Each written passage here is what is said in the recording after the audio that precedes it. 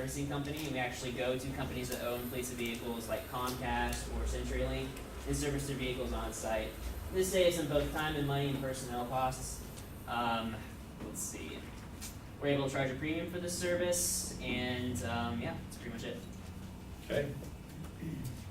So yeah, we had a major oil leak, and we had to get that fixed. The second major roadblock that we came to was our accounting software. So John had been doing that work for a while before I came into the picture, and he was using an Excel spreadsheet to do all of his accounting, and then uploaded that to QuickBooks. And so it is really bad, and it's going to take me hours to go through. So my advice to you guys, when you start actually selling stuff, get your accounting, hire somebody, go to an accountant, and actually get it straight, because it is a nightmare to go through. And I think we've been paying our taxes wrong and stuff, and yeah, it's just a lot of stuff to go through.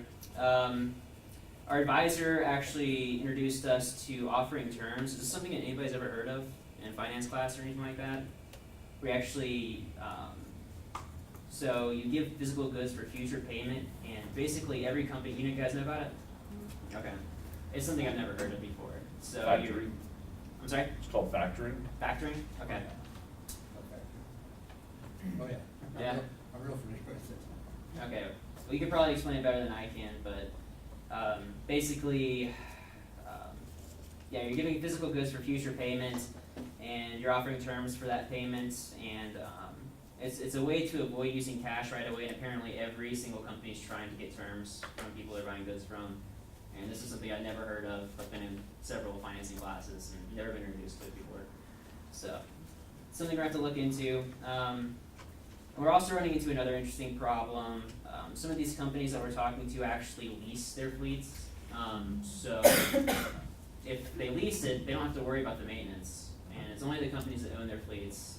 Those are the only ones we're really going to appeal to. So, we have to focus on those companies. That's pretty much it. That's where we're at right now. Okay. Questions? Do those companies who lease those vehicles out, do they have like in-house people who are mechanics? No, they actually have to drive it. So that's the only reason we would appeal to them, is because we save them in man hours, because they have to pay somebody to take it there. But when you consider the actual cost of the maintenance, it's it's a no-brainer. Yeah. So the companies that are leasing the fleets, is that what all they do, is just like lease the vehicles out? So would they be a potential, or you're looking into that? That's what we're gonna look into. Okay. Yeah, we're gonna try to go to them and see exactly what they do, because it might make sense for them as well, and it'd be better for both companies. Right. Companies are actually leasing it out and save the man hours as well. What's your plan for scaling this? Well, we need to buy a truck first. Right now, we're just growing organically. We're not really sure if we want to get an investor involved at this point. But I mean, getting a new truck and then hiring employees, I think, is where we're at right now. Because we're pretty much we're at max right now as far as our what we can handle. How big's the market?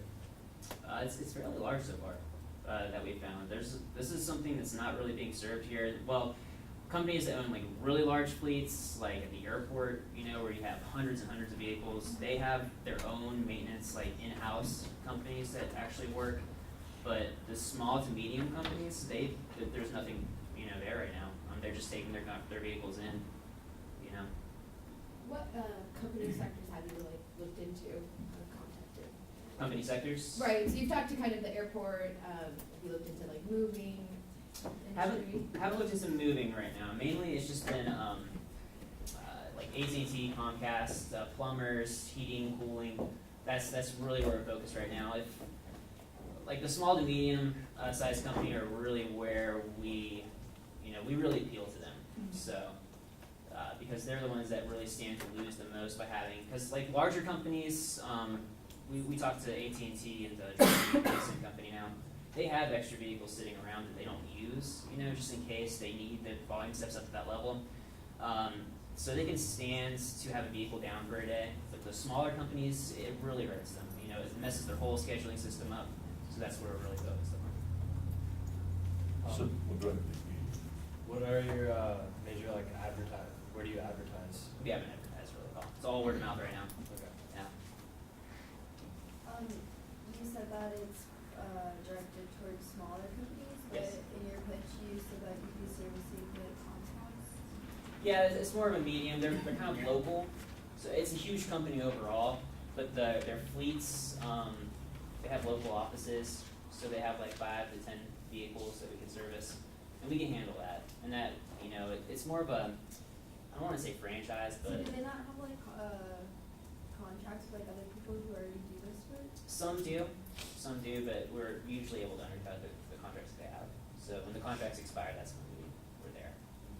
Another idea is FedEx, they usually are, I can't remember if it's ground or whatnot, but my cousin works for a contractor. Okay. And so her maintenance is all conducted under his heading. So if he doesn't have the money, that affects her job. I see. Interesting. You know what they're doing right now exactly? Are they taking it someplace to, or they have somebody come in?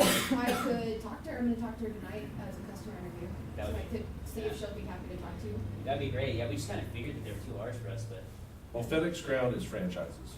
okay. So those are individual operators that buy a territory.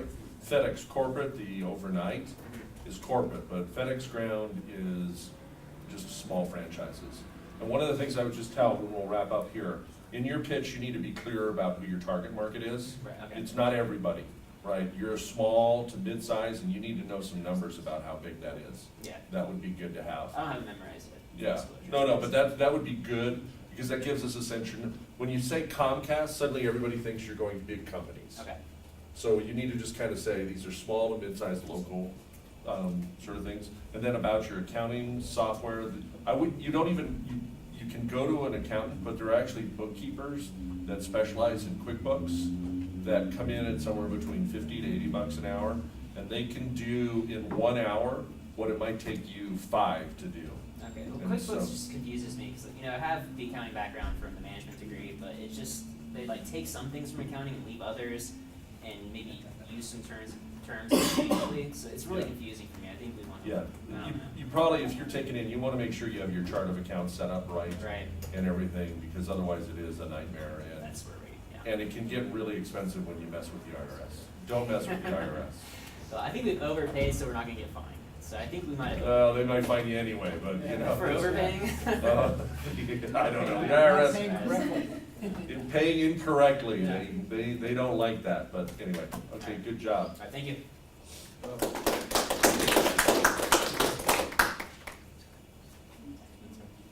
Does Bandos or Labor Jack wanna go next? Bandos. Bandos. Bandos. Bandos She was on it, she beat you. Yeah, so hold your finger on, and there's your clicker. I just have to. Good job, way to fight for position. Seriously, that's a good trick.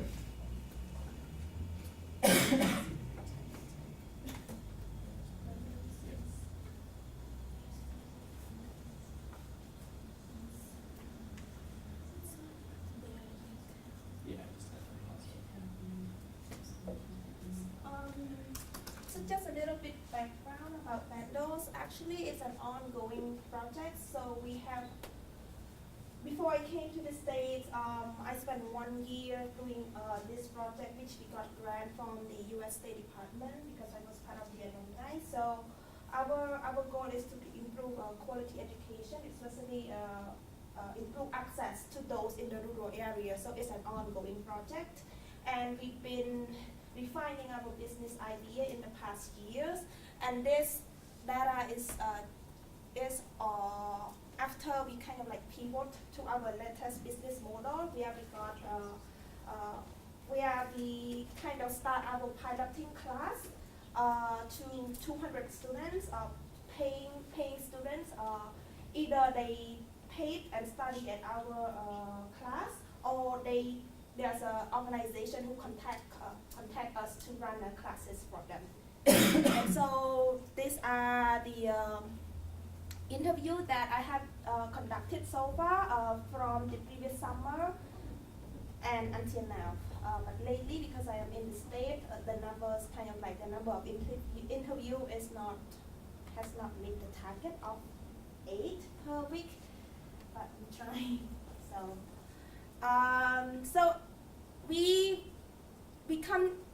for our latest business model, we want to provide. Right now, we narrow down on providing just English class, private English class for for students who are at high school or university level. I divided our target customer into two. Those are who are students and paid for the classes by themselves, and the organization who provide some kind of scholarship or who provide some kind of English training classes for students who, and the organization are the one who pay for it.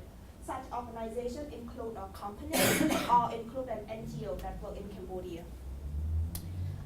So, and here's the value proposition.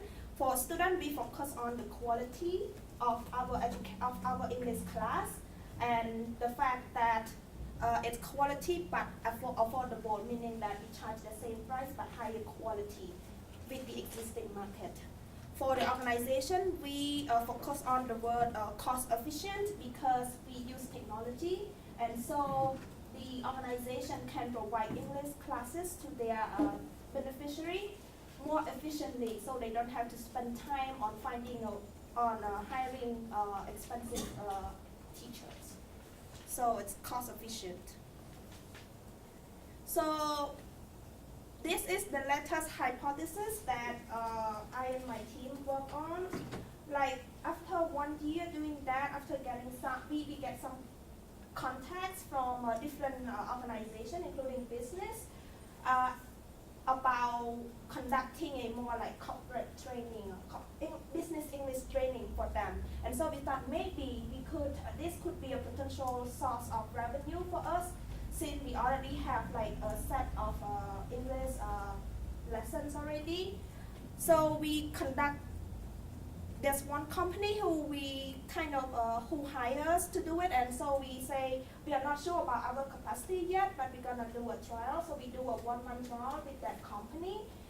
And the result was not that good, in a sense because it's more like the company forced their staff to study in the class, so their motivation and everything kind of like play a role in the performance. So their performance was not that good, and the company were not happy.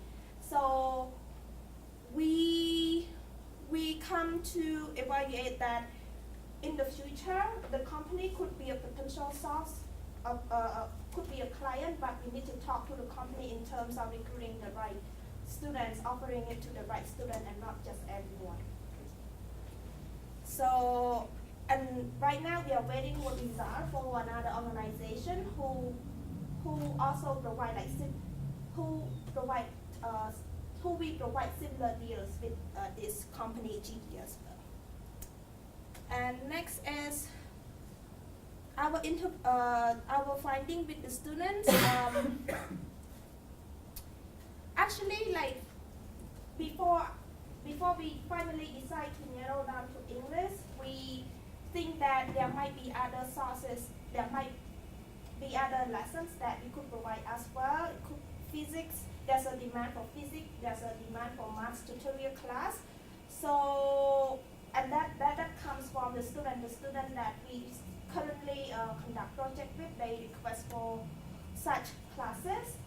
So, being the social enterprise, we want to help them. So we think maybe we can find people to do it and then charge them at a normal rate. The problem is that they need to do tutoring class, but they couldn't find a good teacher. So we have to find teachers for them and create this class. But we feel that it's kind of, with the limited resource we have now, it's too much. We also conduct, like after 1 week trial with the student, we also ask them what they think about the class, and if they... That's your timer for 5 minutes. Oh, sorry, they like it, but it's just that it's probably too much work for us. So I think I can just skip this. So our focus next is trying to think about the business side, the business B2B side, whether they can be our clients, just like the company that hired us to conduct training before, whether they can be like, there is a way that we can work with them and not just a normal partner. And what sort of assessment or evaluation that they need in order, for example, like when they're, what sort of evaluation or class assessment that they need in order to meet their needs. Great, thank you. So do we have some feedback? Oops. Feedback for Savannah? Yes. So who exactly would your student be? As a little unclear. Is that people who are like high school level, or is it company level, or? So there are two. For ours, for individual, they are mostly high school students. There are a few university students, but mostly our primary target are high school students who live in the rural area and do not have access to quality education. But we also have organizations who work in the field of providing education as well, who also contact us for like a short-term pilot projects with them as well to see if there's a need for tutoring classes for the students. Now, would you have these high school students or their families pay for this, or would they go through, okay? And- They pay for that. They pay 25 cents per hour, Okay. which is quite a normal rate in Cambodia. So Okay. what we do is we just ask them like how much they usually pay, and then we charge the same rate. Okay. So how do you differentiate yourself then if you're charging them the What's the same rate? quality? Okay. It's the quality, because what happened in Cambodia is that in the rural area, teachers do not want, high proficient teachers do not want to go there because it's less financially, the incentive for Yeah. in terms of financial Okay. performance not as good compared to the cities. So, right now, based on your interviews and stuff, is your model of earning and learning still in place? I'm a bit confused. We kind of pivot a little bit from that Yeah. because I spent the summer in Cambodia doing interviews, and the earning component, because it takes longer time for it to realize, so I kind of like pivot a little bit from that. But what we find is many of the parents and the students that we interview kind of like want like a side skill which they think might be good for them. For example, English skill, because in Cambodia English is more like if you know English, you could earn probably about 15% more than, and it's easier to find jobs that way. It doesn't have to be vocational training, but with just an English component can also help them. So we think that I think it's best that I start from there, and then going forward would revisit the earning component later. Thanks. Yes. Oh, sorry, no, that's fine. I was just saying goodbye to our students. So do you think that you'll run into an issue with like access to technology in rural areas? Yes, that's how we pivot from. So actually, a year ago, we think that if we can just pay for the internet, and then we can use Moodle. You know, Moodle.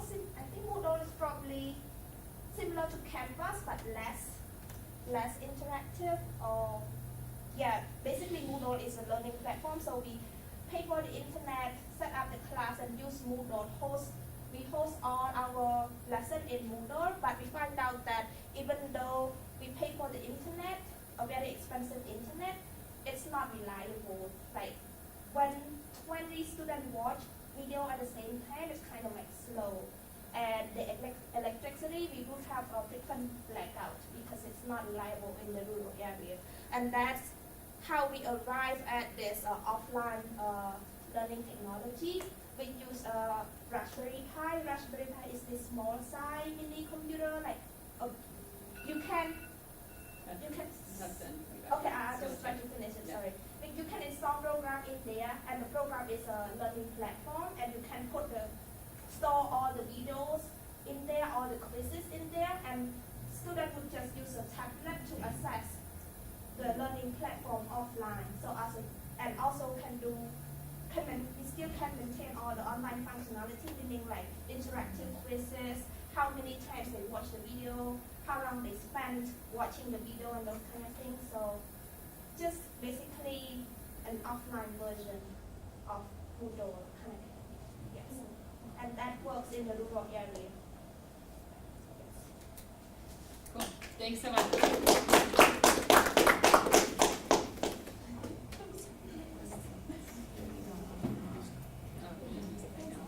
We can hear from Neighbor Jack?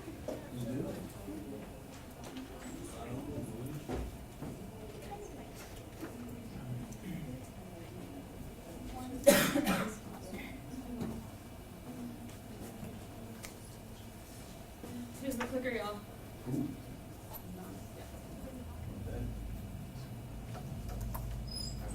We're getting there. It's taking time to think. I do that too. I know. This takes a while. Those options are shit sometimes.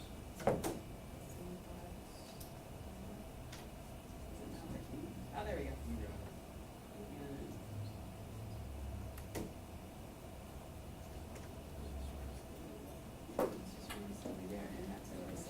We were having video problems at one time. Too many people watching the videos. Okay, here we go. Alright. So LaborJack is a third-party labor matching solution that connects hardworking college students to people needing labor solutions. What we found is a real niche in the moving industry, and people are able to rent their own trucks and hire our labor services, and we're able to give them 60 to 70% savings over the traditional moving companies in the area. And we really want to use the same model of using technology to cut down overhead in the labor industry and fulfill many different avenues. Alright, so currently we're sitting at exactly 20 interviews. We've got 6 contractor interviews done, pending on Mark's, because Mark actually works for us. That's why it's and counting. And we have 14 customer interviews done, that is past and present customers, because we're, what? Past and present customers. Past and present customers, yeah. So we're still advertising every time we go out and do fulfill jobs. We did 2 this weekend. We're getting those interviews done. Just right there, feedback right away. So I'm in management, innovation, and scheduling. Blake has the long-term vision for growth and scalability, and Cody is somewhere down under. He's actually studying abroad in New Zealand right now, but we message him back and forth. Alright, so our presumption when going into these interviews was kind of that our customers didn't know that current labor supply applications existed, but they would use one if they knew more about that. Our experiment was, well, we continued to post Craigslist advertisements, and we've interviewed new and previous customers. We updated our Facebook page, and we're still working on updating our website, but we also got in touch with our contractors, and we've gotten most of our good feedback from the contractor side of things versus the customer. Results, like I said, we've had positive feedback, but it's usually not detailed. We asked somebody if they would use a service similar to Uber for labor providing in a heartbeat. So they don't know that current ones do exist, or they don't exist in Fort Collins, but they would use one in the future. So these are some of the questions we asked. Why did you choose LaborJack? What are your expectations from a moving labor company? What other services would you use LaborJack for? What kinds of services, projects do you need help with that are unfinished or haven't started? And the one-line business pitch, would you use a service application that provides laborers, not taxis? To the contractor side of thing, our LaborJacks is what we call them. What did you expect when you first worked for LaborJacks, and has your experience matched those expectations? What are the benefits of working for a company like this, and are you most responsive to text, phone calls, Facebook messages, or some other form of technology? Because we run into some issues when it comes to getting people to come do these jobs, more so over the summer, because now that we're back in college, I've had so many people come up to me, hey, if you ever have a move, let me know. So for once, we're actually, we have more people that want the jobs than not enough. So next steps, website development. As some of you may or may not know, Christian was our tech guy, and he quit. And so we're kind of in a hole for website development. We're just going to continue testing the market, find some new advertising channels. As far as major pivots go, there hasn't been a major pivot in our market or industry or any aha moments yet. We're hoping to have one of those, but in terms of scalability and the use of technology, those are the main areas we want to focus on. And there's a little advertisement. This is what we're using to advertise via Craigslist right now. We get anywhere from 2 to 10 calls a week, depending on how many times we're posting, what times a day we're posting, and yeah, I think that's it. Questions?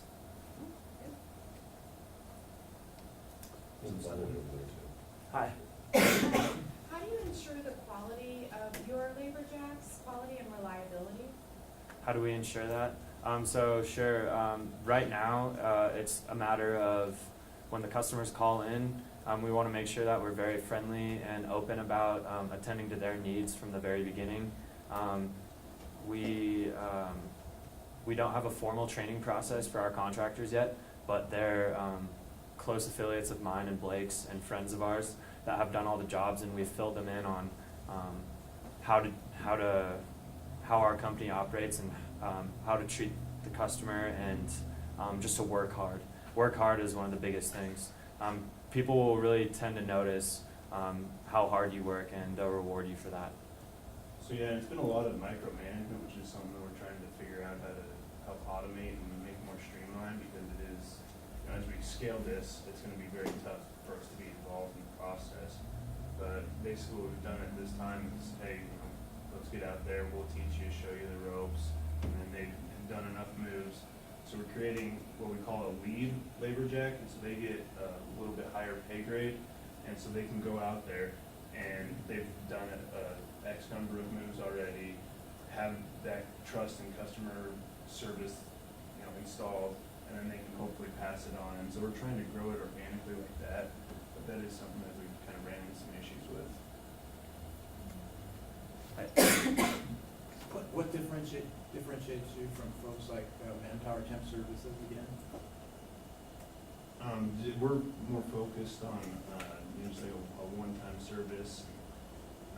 We're trying to build a platform that, you know, we have these connections with college students, and we're having a fully integrated technology, some sort of online platform that just automatically updates or matches people with something, and it's more specifically for small jobs rather than, you know, continuous labor usage.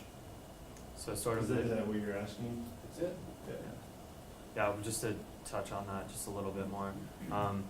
From what we've gathered, I've asked a lot of people additional questions to the ones that presented, which is when you think about wanting to find someone to come help you do a job, whether it's moving, shoveling rock, raking leaves, whatever, their first thought is not to log on to their iPhone and go onto the App Store and download an app to get laborers.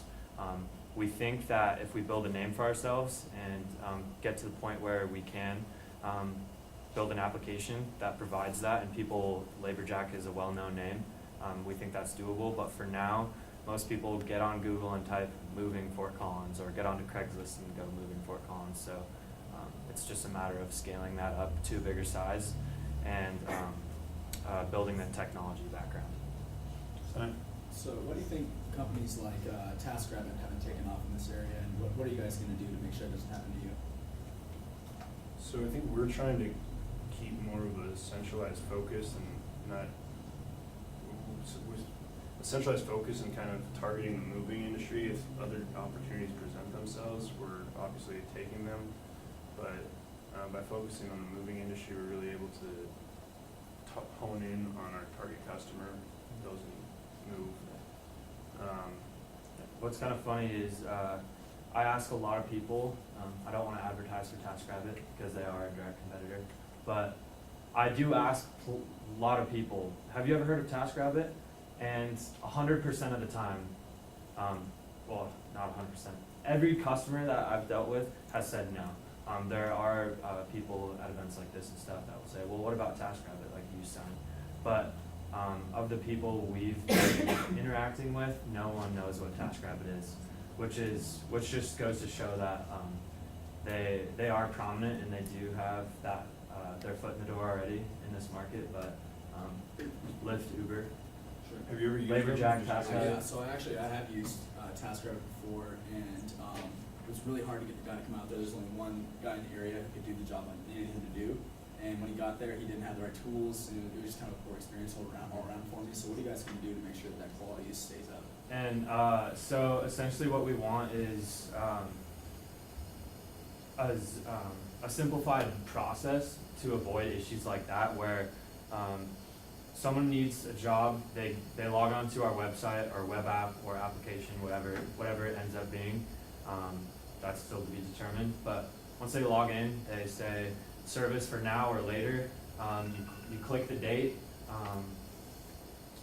and they provide all the resources necessary to make that happen. Whether they're getting people to come to their door to rake leaves, they provide the rakes. Whether they're getting someone to come to shovel snow, they provide the shovels. They get someone to come do moves, they provide the truck and the boxes. We're just there for the muscle. Yeah, that's what's great about the moving niche too, is anything you need from a moving company, you can rent for you, often way cheaper than a moving company's gonna charge you. I just wanted to, I like what you just said there, we're your muscle. I think that's a really cool line. You guys might want to think about hanging on to that. That really explained it good. Yeah. So, I think Paul, you had a comment, and then we'll cut it off. Okay. So go ahead. It might be a long, drawn-out conversation, but I'll make it as short as I can. You said Uber a couple times, Uber and Lyft, and taking their concept almost identically, where you have drivers that are rated by the riders, and you have riders that need drivers. A suggestion would be to formulate a moving process very similar to that, where you have some guy that's driving a pickup somewhere. He's a driver, if you will, for LaborJack, and somebody's at the grocery store, not buying a ton of groceries. Somebody at the furniture store, Home Depot, or what's that one down in IKEA, somewhere like that, Yeah. where somebody happens to be in the area and somebody logs on, a rider, if you will, says, I have something that needs to be picked up from this furniture store at this time, right now or tomorrow at between 12 and 2, and then the driver can connect, directly with them. So you're avoiding supplying a truck, you're avoiding any sort of overhead from that perspective, and also you're allowing the customers make sure that people have the quality control that you're looking for. So then you alleviate the micromanaging, you alleviate the training for the most part, Yeah. and you let the customers and the people doing the tasks manage the process. Yeah, and that's ideally what we want to get into and kind of create where everybody has a bio. Hey, this is a little bit about myself. I'm a sophomore business major, and and then it would open up to reviews, and it'd be similar to Uber. Like when you get out of a review, you got to rate them, write them a little bit of a note. I think because it is going to be a more intimate process, and you're spending 3 to 6 hours with them, you're going to have more to review than just hey, this guy didn't drive me all over town. So that's what we ideally want to create, and that was one of our original value propositions, was that we want to create something that, as a moving company, every moving company has reviews for the moving company, but none of them have reviews for the people who are actually handling your stuff. Right. And so that's what was one of our big value adds. So right now we're just we don't have the track record or really the capacity to build it. But that's ideally what we want to do when we're in our scalability process is, hey, Josh has completed 147 moves, has been doing that for a year and a half, a sophomore business major, and he's got an average rating of 4.8 stars. Awesome. Except for when he moved me. But yeah, so ideally, that's what we want to scale. So the big picture, that's where we want to be.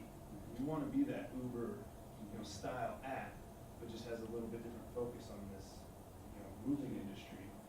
But what we figured out is, a couple college kids is, who are also doing the moves don't have a lot of capacity to build this out, and to be honest, we don't have the talent to build up the tech platform that we want, so that's why we're building the team.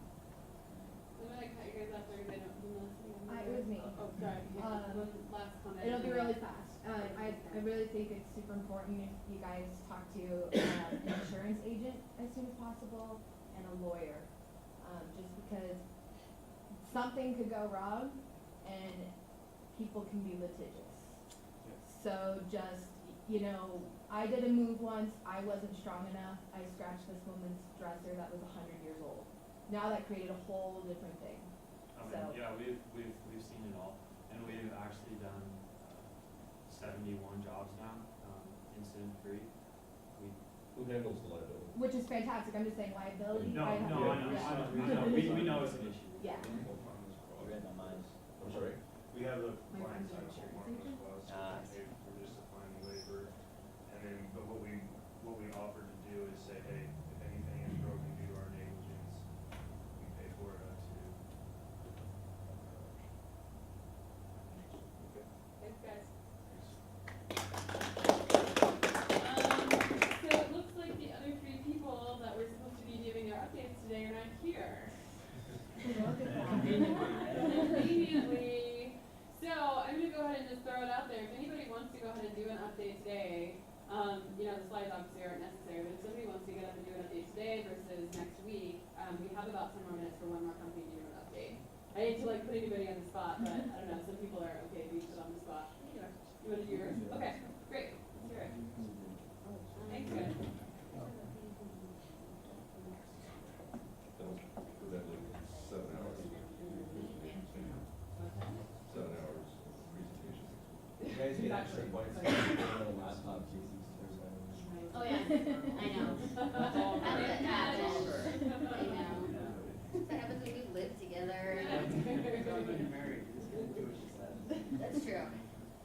Yeah. All right, yeah, so mostly just, your interviews, what that's looking like for your business model canvas, where you guys are fitting, what you're testing. Right. So a little bit about us for the couple faces. One face that may be different. Hi, who are you? I'm Louise Feldman. I'm the business librarian. Thank you for coming. So we own a business called Curb Appeal. When you're coming home from work, it's a long Monday, you pull into your driveway and you look at your home. Are you super proud of how your house looks? Or are you kind of like, darn, I still have pea green stucco that I was supposed to change 5 years ago?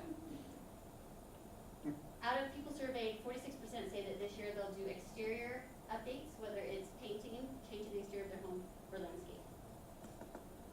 Sorry, I'm learning this. I wasn't prepared for today. Several people use Pinterest and House to get these ideas, and it's a great place to form ideas. The problem is, how do people turn them into reality? Sometimes what happens is a husband and wife are standing in the front yard, and the wife is holding a laptop going, I want this, this, and this together on the house, do it. Causes fights, and instead they start businesses together. And so what happens is, wouldn't it be great if instead I could take a photo of my home, and then using augmented reality, change the design of my house, on my house, not just saying I want this house, this house, this house, but actually change how my house will look. And I can show it to my husband and say, now make my idea happen. So, make my dreams come true. So that's what we're doing. We're in the business of saving relationships. So Curb Appeal, that's what we're doing, is we're working on the technology side. We have two great mentors, Matt and Brooke, who have a lot of background in the technology development side, which is what we don't have. So they've been really great to work with. And the biggest advice that they've given us that we've been working on lately is create a very minimal viable product, limited viable product. And so using PowerPoint, because at first they recommended different technologies that did wireframes. Because as an app creator or website creator, you use to create different wireframes, which is like a picture-by-picture design of what the user experience would be. Push this, push this, push this. What we started to find is that a lot of these platforms that do wireframes online do not have click and drag interfaces. It's button pushing. But I'm talking about something where I can click Blackboard and I can pull it over onto my home. So instead we used PowerPoint, which the animation in there actually was good enough. I have a very awesome Yeah. presentation. Yeah, yeah, or I can at least show you that. And at least they got a laugh out of it because they understand that I don't know the technology per se, but it really helps them to see what we're trying to do.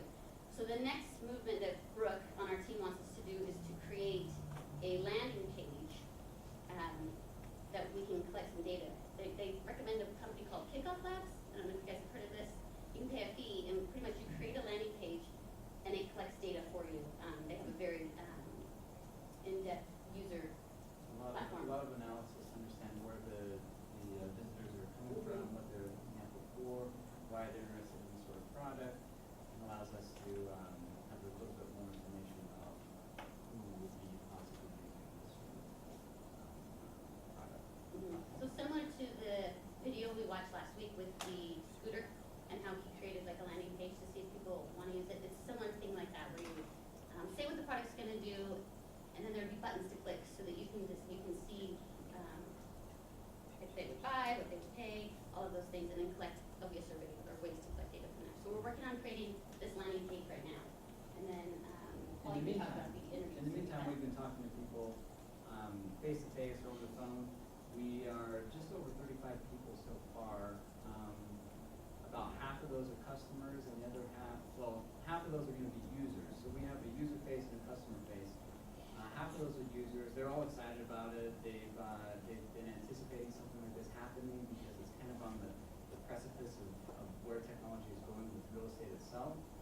But obviously it's not there yet, and so they're excited about using something like that with improvement projects. The customers, the people who might actually pay for something like this, more along the lines of contractors or retail home improvement stores, and they're excited about it. Their number one response is we already have a management tool that'll take us from once we get the idea from the customer, this is a contractor speaking, to the very end. So they have their project management tools that they have in place. And so we found out, interestingly enough, I didn't think of this would be a perfect kind of add-on, precursory add-on for them to say, show us what you want. And many of these contractors said that they waste a lot of time going back and forth between the customer and themselves on design ideas, how to change this, what do they really want to have showing in their house and how things should be. So that was something we really got excited about because it could be an add-on for them, alleviate a lot of the conversations that they are wasting their time on, the contractors, but allowing their customers have a lot more interaction with the whole process itself and the creation of that process. So that's that. Cool, great. And then the feedback. Did we take all 10 minutes? No, 5. No, that was 5 minutes. That was your 5-minute hot there. Yeah, yeah. You start with them, I have like 100 ideas. Oh, perfect. Good. What's your revenue model look like? Still working on that. Working on that. It could be any number of things. It could be that the user pays a certain amount, or we're looking forward to this landing page to see how that would actually carry through. If people would actually pay for something like this, the users. Originally, and how much would they pay? Originally, we were thinking that the customers, the people who would actually want the users to use this, when pushing it out to their customers, would pay either a transaction percentage